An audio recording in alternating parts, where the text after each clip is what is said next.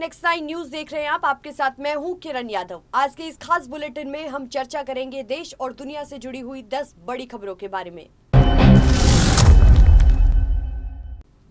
हमेशा विवादों से घिरे रहने वाले जेएनयू एक बार फिर से चर्चा का विषय बना है।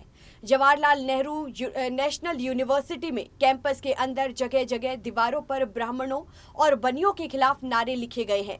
जेएनयू के स्कूल ऑफ इंटरनेशनल स्टडीज की दीवारों पर ब्राह्मण समुदाय के खिलाफ अमर्यादित नारे लिखे गए हैं। दीवारों पर लाल रंग से लिखा गया है कि ब्राह्मणों कैंपस छोड़ो, ब्राह्मणों बनियों हम तुम्हारे लिए आ रहे हैं, तुम्हें बख्शा नहीं जाएगा और शाखा लौट जाओ।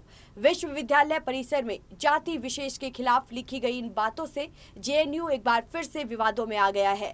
विश्वविद्यालय के कई छात्रों और छात्र संगठनों ने जेएनयू परिसर की दीवारों पर लिखे ब्राह्मण और बनिया विरोधी नारों पर अपनी नाराजगी व्यक्त की है। सपा नेता आजम खान ने महिलाओं के खिलाफ एक विवादित बयान दिया था।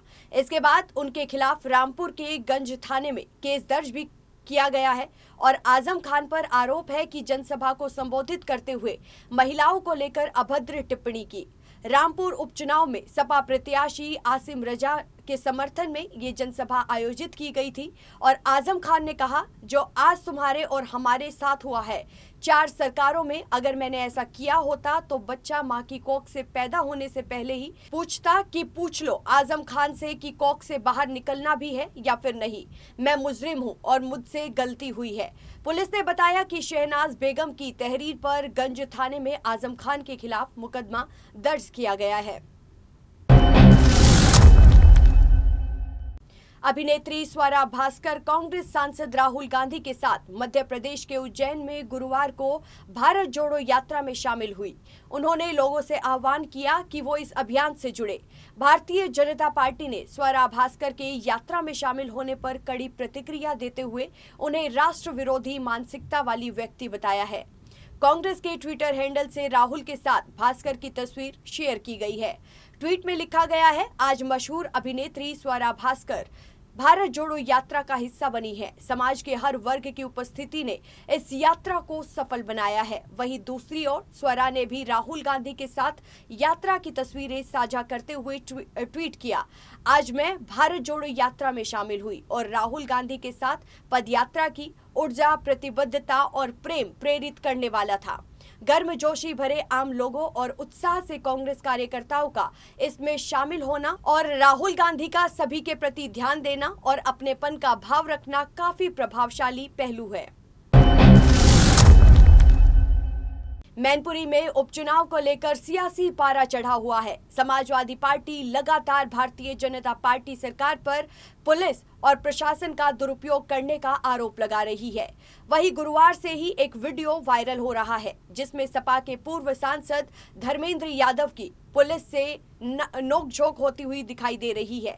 ये पूरा मामला मैनपुरी की करावली विधानसभा क्षेत्र का है, जहां सपा के पूर्व सांसद धर्मेंद्र यादव पुलिस द्वारा गाड़ी की चेकिंग किए जाने को लेकर नाराज दिखाई दे रहे हैं। पुलिस यहां सपा के पदाधिकारियों और कार्यकर्ताओं की गाड़ियों की चेकिंग के दौरान पूर्व सांसद नाराज हो गए, जिसके बाद पुलिस के साथ उनकी काफी देर तक बहस हुई। इसका वीडियो सोशल मीडिया पर तेजी के साथ वायरल हो रहा है। वीडियो में पूर्व सांसद पुलिस पर अत्याचार किए जाने का आरोप लगाते हुए भी नजर आ रही हैं। रामपुर विधानसभा सीट से 10 बार विधायक, 1 बार लोकसभा सांसद और 1 बार राज्यसभा सांसद रहे सपा नेता आजम खान को यूपी सरकार से वाई श्रेणी की सुरक्षा प्राप्त है।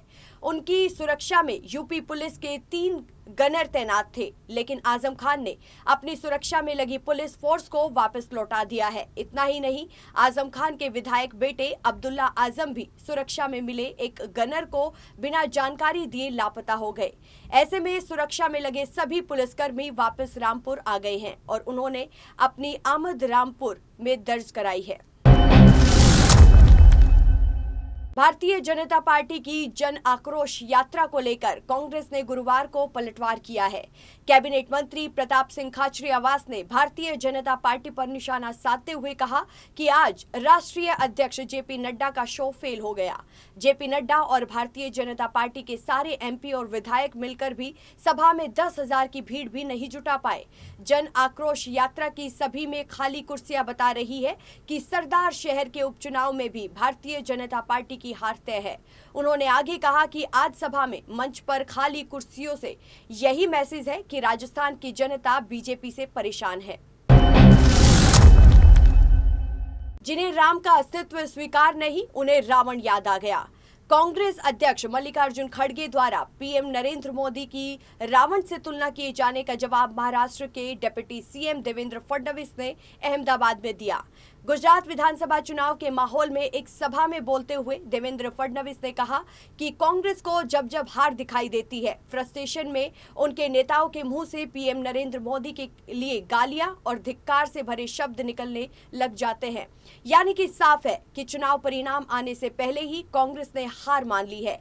देवेंद्र फडणवीस अहमदाबाद के बीजेपी मीडिया सेंटर में एक कार्यक्रम को संबोधित कर रहे थे। उन्होंने अपने इस भाषण को गुरुवार यानी कि 1 दिसंबर को ट्विटर पर शेयर किया है। उन्होंने कहा कि जैसे जैसे चुनाव करीब आ रहे हैं, वैसे वैसे उन्हें अपनी हार साफ साफ दिखाई दे रही है। आज तक का इतिहास देखें, जब जब कांग्रेस को अपनी हार साफ दिखाई देने लगी है, तब तब कांग्रेस के नेता मोदी को गालियां देने लग जाते हैं। मोदी के विकास मॉडल का उनके पास कोई तोड़ नहीं है।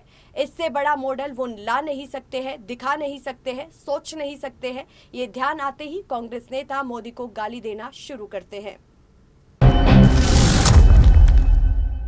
मध्य प्रदेश के मुख्यमंत्री शिवराज सिंह चौहान ने गुरुवार को कहा कि राज्य में समान नागरिक संहिता को लागू करने के लिए एक समिति बनाई जाएगी। घोषणा करते हुए सीएम शिवराज सिंह चौहान ने आगे कहा कि अब भारत में एक समान नागरिक संहिता लागू की जानी चाहिए।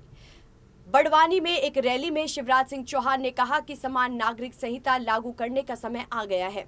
मध्य प्रदेश में एक कमेटी को लागू करने के लिए ये यूसीसी मैं बना रहा हूं। सभी के लिए केवल एक ही शादी। दरअसल यूनिफॉर्म सिविल कोड यानी कि समान नागरिक संहिता भारत के संविधान के अनुच्छेद 44 के तहत आती है। इसका मतलब है कि भारत में रहने वाले सभी नागरिकों पर समान रूप से कानून लागू होगा, चाहे उनका धर्म, लिंग, जाति, चाहे कुछ भी हो। विवाह, तलाक, जमीन जायदाद के बंटवारे, सभी में एक समान कानून लागू होगा, जिसका पालन सभी धर्मों के लोगों को करना अनिवार्य होगा। सपा मुखिया अखिलेश यादव के डिप्टी सीएम को मुख्यमंत्री बनाने वाले बयान पर केशव प्रसाद मौर्य ने पलटवार किया है। मौर्य ने कहा कि अखिलेश यादव अपना मानसिक संतुलन खो बैठे हैं। शुक्रवार को उन्होंने अखिलेश पर पलटवार करते हुए कहा कि अखिलेश यादव ना तो मुख्यमंत्री बन पाएंगे और ना बना पाएंगे। उन्होंने यहां तक भी कह दिया कि सपा मुखिया अपना मानसिक संतुलन खो बैठे हैं। डिप्टी सीएम केशव प्रसाद मौर्य ने ट्वीट करते हुए कहा कि समाजवादी पार्टी के अध्यक्ष अखिलेश यादव ना खुद मुख्यमंत्री बन पाएंगे और ना किसी को बना पाएंगे। बयानों से लगता है कि बौखलाए और खिसियाए हुए हैं। और हम आपको बताते चले कि मैनपुरी और रामपुर में पराजय देखकर मानसिक संतुलन भी खो चुके हैं, ऐसा डिप्टी सीएम की तरफ से कहा गया है। साथ ही उन्होंने कहा कि गुंडागर्दी, भूत कब्जा कर नहीं पाओगे और साथ ही साथ जनता ने समाजवादी पार्टी की साइकिल को खारिज कर दिया है। ये बयान दिया गया उत्तर प्रदेश के डिप्टी सीएम केशव प्रसाद मौर्य की तरफ से। दिल्ली के श्रद्धा हत्याकांड में आरोपी आफताब का नार्को टेस्ट गुरुवार को ही पूरा हो गया। आफताब ने सभी सवालों के जवाब भी दिए, लेकिन अब भी पुलिस की दुविधा कायम है। अभी भी वारदात की कई कड़ियां ऐसी है जो सबूतों के अभाव में आपस में जुड़ नहीं पा रही है। ऐसे में पुलिस ने अब आफताब का पोस्ट नार्को इंटरव्यू कराने का फैसला किया है। यह इंटरव्यू आज ही सुबह 10 बजे तिहाड़ जेल के अंदर ही शुरू हुआ है और इसके लिए पुलिस और फॉरेंसिक वैज्ञानिकों ने तैयारियां भी शुरू कर दी थी। पोस्ट नार्को इंटरव्यू के लिए फॉरेंसिक के 4 अधिकारी आफताब से मिलने के लिए तिहाड़ जेल गए और उनके साथ पुलिस की एक टीम भी उनके साथ रही। तो आज के इस बुलेटिन में आपने देखी देश और दुनिया से जुड़ी हुई 10 बड़ी खबरें। फिलहाल के लिए इस खास बुलेटिन में बस इतना ही।